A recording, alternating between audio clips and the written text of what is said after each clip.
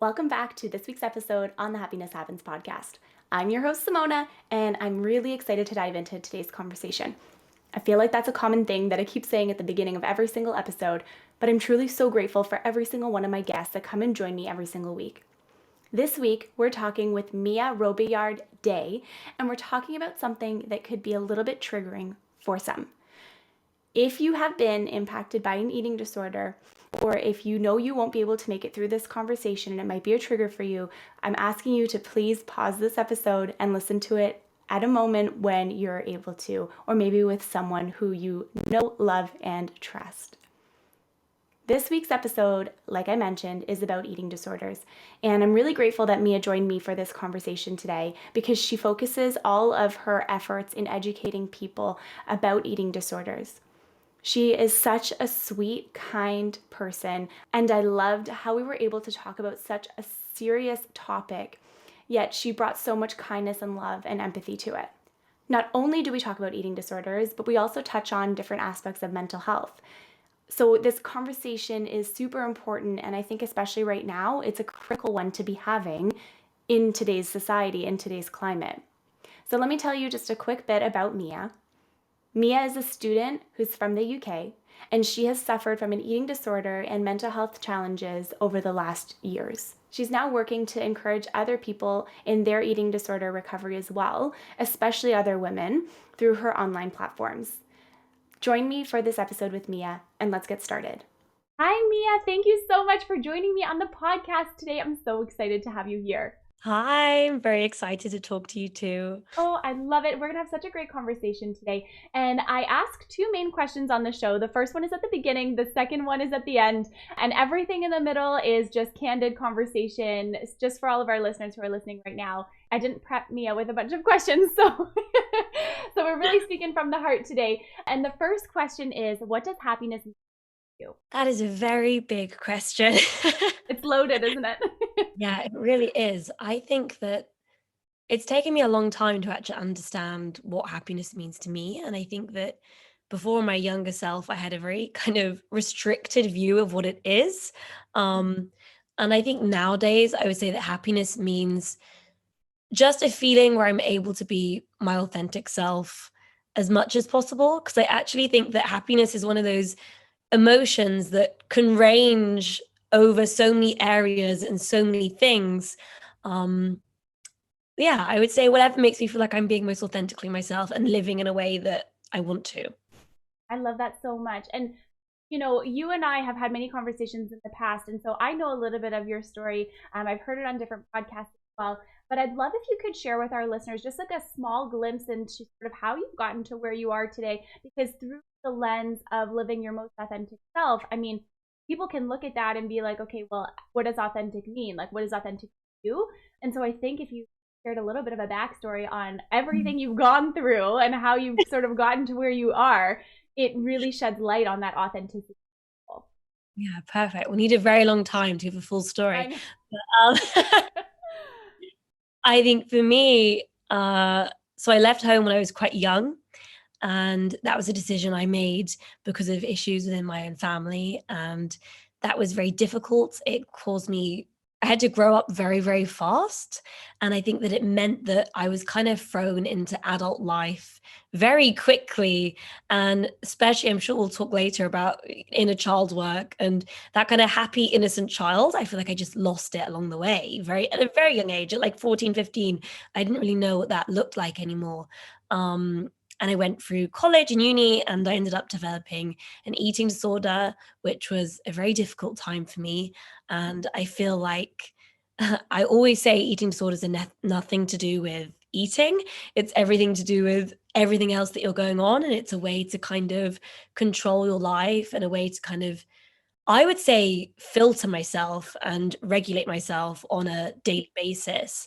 So for me, breaking away through that and recovering not just my eating disorder, but has been breaking away from that strict regulation of the self that I felt kind of owned my life before. Now I massively try to live authentically. To me is being able to like wake up every morning and kind of do what I want to do and listening to my gut and like learning that that's an okay thing to do, which I'm still trying to figure out, to be honest. It's not easy. No, it's definitely too a lifelong journey, I think. Sometimes we think that, I know this for myself, for definitely. When one thing comes up to be healed, it's like, okay, great, this one thing is healed. We've gone through the process. Sometimes it takes like a day, sometimes it takes 6 months. And then I like to say, like, when your like soul is ready for you to explore the next thing, okay, now here's the second layer, here's the third layer, here's the fourth, and you're like, oh my God, like, when I first started this self-love journey, self-healing journey, I thought it was we do one thing, we address all of the things, and then I never have to worry about it again. But like, couldn't be more Perfect. untrue. Like, I'm curious though. So you had mentioned growing up quickly and the inner child and having to sort of like your innocent self, I guess. That kind of gets taken away when you have to grow up so quickly. Yeah. And so how did you start to come to terms with that, or like start to come to accept that? I think it's really difficult. And I think that, as you say, where there's all these layers to unpacking trauma and unpacking pain, I think that it's almost like you unpack one layer of, oh, this is what happened to me, I have to deal with this. But then after that becomes a whole new level of having to deal with the grief of, oh, I'm having to deal with this thing. And then it's just layers and layers of almost feeling sad for yourself in a way. And I think that as I got older and realized I had a lot of trauma to unpack from my childhood, there was then the next stage of, oh, that's so sad that I had to go through that. And there was another stage of grief. So it's been very hard for me to reconnect with the fact that actually I lost that kind of childhood spark, accepting that I did, and accepting that that wasn't okay and I shouldn't have been through that, but it happened, was really hard. And I think I'm still going through that process of grieving that I had to experience that. But I think that in my daily life now, it's kind of recognizing that I'm allowed to get that back and I'm allowed to feel that again and experience that again. Because I think especially when we get to adult life and, I'm working now a 9 to 5, and it's kind of like you forget, you think, well, okay, I lost that in my childhood. That's done and dusted. I'm never going to get it back again. But I really believe that that child self never leaves us. And actually we can explore it and have that kind of that pure, innocent joy that I do think is a very innocent feeling. I think you can experience it as an adult, and I think it's okay. No, I really agree with that. And I'm glad that you brought that up because I know quite a few people who are, like my parents in their 60s. So maybe some of them have lost a lot of like their younger years. Yeah.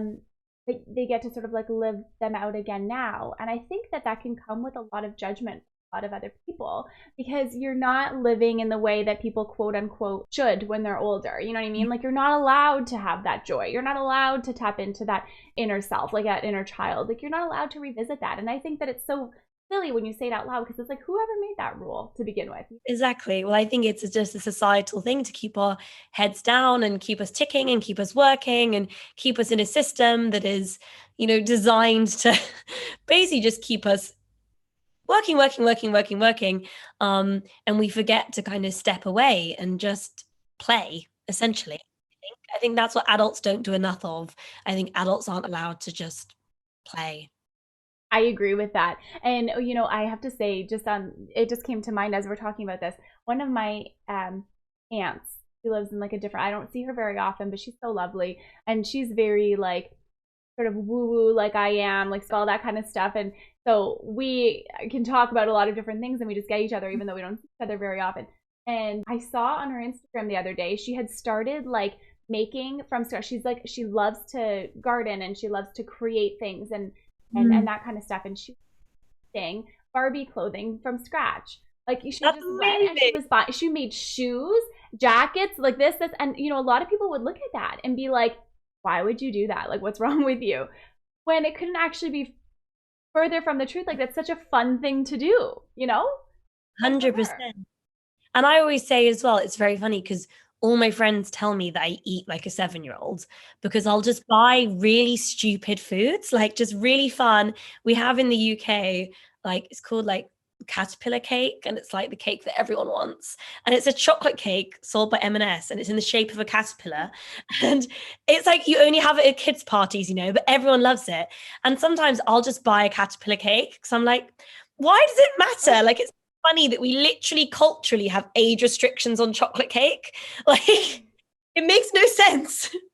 It actually doesn't make any sense when you think about it like that, because it's true. Like, and I feel like, okay, tell me if this is true for you. I don't want to put words in your mouth, but do you find tapping back into that like inner child maybe has allowed you to in some way like recover in your with your eating disorder? Because like you're talking about chocolate cake, something you'd have when you're small, yet you're putting no boundaries and no restrictions, which I feel like I've never had like a full blown eating disorder, but I definitely in the past and still kind of do sometimes, like I'll stop myself from eating all of the things. Like I'll binge eat a lot of different things. Like I definitely am an emotional eater, but I don't know. So it's interesting because I feel like eating disorders are a very fine line, right? It's like what is, what isn't, where's the gray area, and you can't always tell by looking at.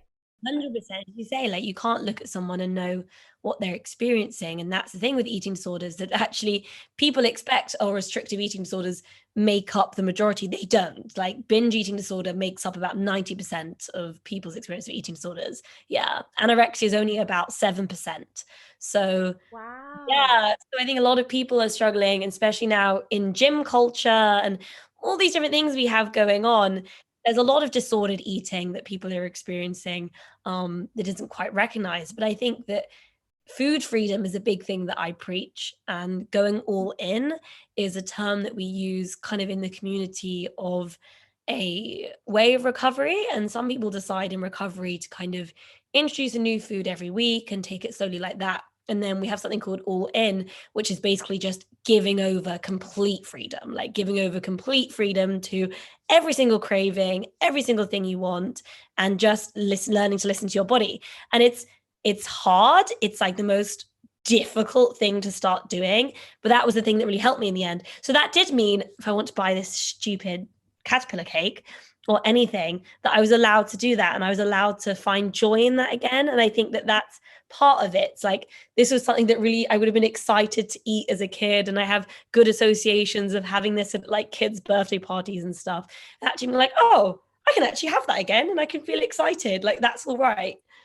Exactly, exactly. And there doesn't have to be like a boundary or a restriction around that. And so how do people, start to do this and like go all in, and like, because I feel like that would be very triggering in some way too, right? Because like if you've been someone who's maybe restricted yourself a lot, or even if you're someone who maybe binge eats a lot, like how do you find that line, you know? It's very, very difficult. And I think that the thing is that I can only speak from the experience of a restrictive eating disorder. And I think a lot of the advice I would give doesn't fit too well for binge eating disorders, because obviously that's a totally different thing. But I would say for people that have experienced that restriction, it has to be done safely. And there's a lot of misinformation online where it's just okay to do it straight away. You can't just suddenly, if you're underweight, you can't just suddenly eat whatever you want, because it'll freak out your body, and you have to take it slow. But I would say that what it means for me is just slowly giving over and learning that if it pops up in your head, oh, I'm hungry right now, instead of shutting it down, going and grabbing something. And for me, it didn't necessarily mean I'm going to have a burger and chips and challenge every single fear food in one day, but it's just slowly learning to just give over and understand and trust your gut and trust your body, that your body's telling you the right things. And I suppose in the same way, it's similar for binge eating disorders, because it's learning to understand, okay, I'm full now, and that's all right. And I don't have to finish my plate. And by the way, that is one of the biggest reasons that we have a culture of binge eating, because we force children to finish their plates of food when they're full. And it's not okay, because we don't learn how to listen to our bodies and become attuned with, this is how much I need, you know? Nailed that on the head, and it's so true. This is exactly, and I knew this before, and you've just sort of reiterated it again. Like when I was growing up, my family, I come from an Italian family, so of course food is at the center of everything we do, right? And my parents growing up always used to say, you don't, like, you got to finish everything. Like, oh, don't have food in the world, so like you have to finish food. And so it grew up, like when I grew up, it turned into this. Anytime my grandmother, my nonna, would make something, I would eat everything, because I was like, what if I never have it ever again? Which is so silly. So I would eat all of the things, and then you feel bad, you feel guilty that you can potentially never have them again, and you just feel like it's going to be like the last time that you ever consume it. And for me, that was always my trigger, like, I've got to eat all of it now, and I've got to do it today in this moment, otherwise, like, what if I never get to have her pizza ever again? So silly when you think about it. Exactly. I think that you're really touching on a point there of we're obsessed with making food a moral issue, which it absolutely shouldn't be. And I think something that you'll experience if you have a restrictive eating disorder is maybe even any eating disorder is you'll have comparisons to, I've heard many times when I was younger, oh, but they're starving children in Africa. And people will give you these really hugely crazy statements. And me having issues eating has nothing to do with how I feel about people who are struggling in the rest of the world. And I think this is the assumption that people with restrictive eating disorders are kind of, I don't know, a bit fussy or egotistical or think they're better. They absolutely do not. Like, food shouldn't have any moral value attached to it. It's just something that our body needs to do. And I think that the way that we, as you say, guilt children of, I was always taught if you don't like the food, you have to still eat it because you're going to make someone feel bad. Yes. And like, I think that's such a weird thing to teach people. Like, that literally teaches you from a young age if you're not enjoying something and you don't want to put something, in your body and that's displeasurable to you, you're being taught to get used to being uncomfortable. And I just don't think that's okay, frankly. It doesn't give the right messages for then later life, I don't think. I agree with that completely, and I also think that that could even do having really strong, like, people pleasing. You know what I mean? Like, people who feel bad or feel guilty for not doing A, B, and C to make somebody else happy. Like, I am such a people pleaser, 1,000%. And so it's funny when you start reevaluate the things that you've learned in your life about who you are, and you start to take a look and a deeper look, and you look at the past and how all of the different things, and at the same time, though, it's kind of like people do the best they can have, right? Exactly. So, like, your parents or whoever was raising you, that kind of thing, they do the best that they can. But sometimes it's like, wait, what? Like, how did we get here? How did that happen? 100%. And I think that it goes into a bigger point of, I always say with eating disorders, it's not just a disrespect of your body through food, but if you're disrespecting your body through food, you're probably disrespecting your body in other ways as well. And you're not learning how to be in tune with yourself. And as you said, that goes into people pleasing and not having the correct boundaries and not understanding when you're uncomfortable. And I think that for me, it massively was a realization in my recovery that, oh, God, I'm so used to being uncomfortable. I'm so comfortable in my suffering that, in a way, me being hungry all the time was just a way to control that and filter that. And I realized, oh my God, I need to actually learn that it's okay to not want to be uncomfortable. Like, that's all right. And that translated so much into, okay, it's okay for me to eat when I'm really hungry, even if no one else is eating and it's not polite in that moment. It's okay for me to eat because my body needs that. It's okay for me to say no to boys' advances if that's not what I want, and actually that's one thing I think is a big thing, going back onto the topic of just general happiness, learning that it's okay to have those boundaries for yourself and you're allowed to stand up for yourself if it doesn't feel comfortable to you. I completely agree with you. And I think that's such a hard thing to learn because you're right. Like, we are so taught that we have to please everyone in so many different scenarios, right? And I think it's like not until you have that awareness where you wake up one day and you're like, like, why do we have to do this? And, it really makes so much sense. And so on your recovery journey now, would you say that it's like a lifelong recovery, or how does it work with eating disorders? Like, or disordered eating? Like, do you wake up one day and like everything is fine type of thing? Like, you've done the work and then that's it, or, 100% not. And I'll be completely honest, I think this brings up a topic that I find very controversial in my own social media, and I've had a little bit of a backlash to do with it. But I really believe that from my own experience, that my struggles with eating will be lifelong. I feel that, I've had a medical diagnosis, and eating disorders are a mental health issue. And I think that even if I can get on top of 99% of the time, I'm on top of my symptoms and I'm doing well, I'm in a healthy weight, that's brilliant. I still think it's always going to be a slight default for me. And I think it's always slightly going to be there. But I'm actually okay with that. I think that's all right. And I actually think that the idea that a lot of people kind of make out eating disorders to be this thing that's very separate from us. And we talk about the eating disorder voice and almost like it's a monster inside you that you need to completely shun and completely get away from. And actually, I think what that does is demonize the eating disorder and almost give it more power. And I actually think by accepting, do you know what? This is a default within me. It's something that I struggle with. And actually, it's not something that wants to hurt me. It's something that at some point in my life was trying to help me cope. That's okay. I'm all right with that. And actually, I think that it will live with me and it will carry on.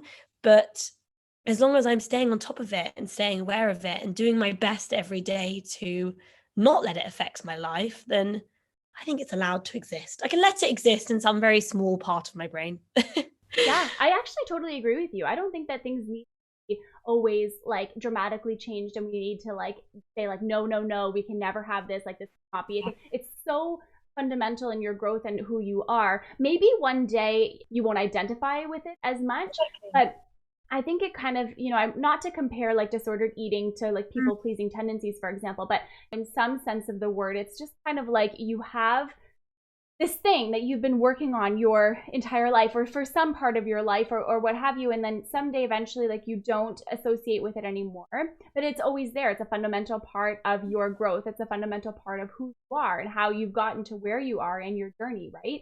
How do we pretend that they never existed? You know what I mean? Like you were saying, like, how do you pretend that it was never something that was so important to your growth and to your development?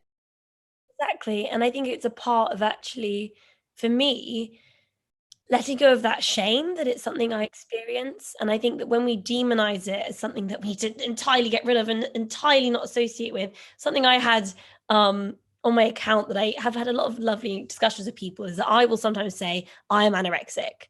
Because I feel like that's a part of me. That's a one part of my identity. It's not everything at all. But I'm absolutely okay saying that's something that I experience. And that's something that I associate with at this time in my life. And I've realized that a lot of people are really uncomfortable with that. And they really don't think that's an okay sentence. Why do you say that? Because I think they say that it shouldn't be, they don't think it should be anything to do with your identity and that you're nothing to do with the disorder. And but for me, I think I am, and I think that's all right. Yeah, And well, it's I just a think part of who you are. You know what I mean? You're not saying that exactly. that is your whole No, identity, but it's the same as saying, you're outgoing. Like, you know exactly. what I mean? Like, it's like a part of who you are. That's a terrible It's comparison. as much to say that I said at the very start that happiness comes in sometimes the most strangest places. I actually feel that me being able to say that that's a part of my identity isn't always a negative thing. Actually, I would say now I'm so grateful that I have that part of me now. I'm actually really happy because it means that I can relate to so many other people that are struggling with it and I can shed light on the topic to so many people that are struggling with it. And it really helps me to have those in-depth conversations and to really feel what that person's feeling when I'm having that discussion with them. And to me, that's made me so happy. Like that is just so incredibly special to me. And I know that if I completely decided to throw it away and be like, that was my old life, that's nothing to do with me, I wouldn't have the pleasure of experiencing that. Yeah, I completely agree with you. And now, for people who will connect with you afterwards, they'll see that you do a lot of work in this space and you do it from a place of having gone through it and lived through it and recovered through it, continue to recover through it, right? And so without that struggle and then without being able to accept that struggle for what it is and that part of your life for what happened and how you moved through it and how you like recovered through it, now you help so many people that you'll never even know how many people. You know what I mean? Because there's always people who are just Yeah, looking, who are not, commenting or liking or anything.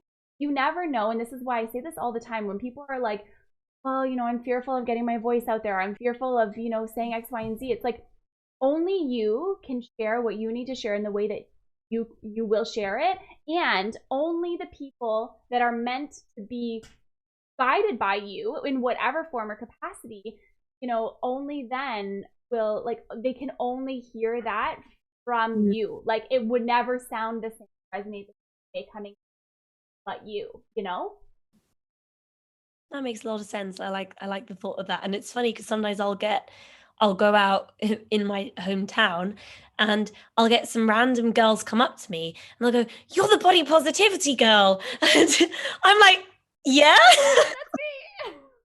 It's really funny because I've never seen their face, I've never seen them comment, I've never had a message from them. But they're like, "Oh, I love your stuff. It makes me really happy." And I'm like, wow, like that's so crazy. Yeah. I think that we live in such a wild world that we can touch so many people's lives from our phone. I agree. It's honestly unbelievable, like the power of it. And then you have conversations like this and share them through different platform where, so many people will listen in, and you never know who's listening, and you never know how your story or how your words have changed somebody else's life. Like, you don't always get to know that, but to have that opportunity is such a privilege. Like, it's such an amazing privilege. 100%. Yeah. Okay, Mia, I'm going to ask you my last question. This is a question that I ask all my guests when they come on the show.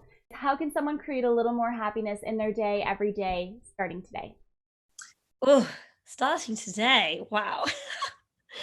I would say finding a song that you really love when you're a teenager and singing to it and dancing around the kitchen. I love that. That is so good. It's funny that you say that. I was at the gym the other day, and I do this like group workout class because I spend so much time by myself and I'm such a social person that, like, I work from home. I don't have coworkers. Like, like, I have a team, but I don't have, like, coworkers that you would have, like, all day long.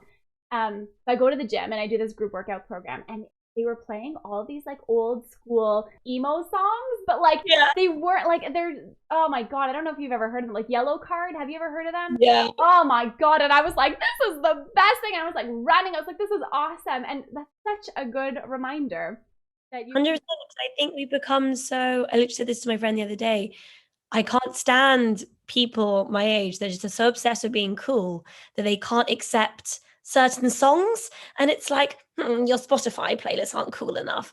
And like, I think that's so sad that we get to adult life and we're like, you're not allowed to enjoy certain songs. And I think that, music is such a powerful thing. And it's something that brings me so much happiness, and reconnecting to old songs in that way, I think, is a really good way to just boost your mood. love it. What's your go-to song off the top of your head? I'm putting you on the spot here. Sorry. Oh God, probably something by Avril Lavigne.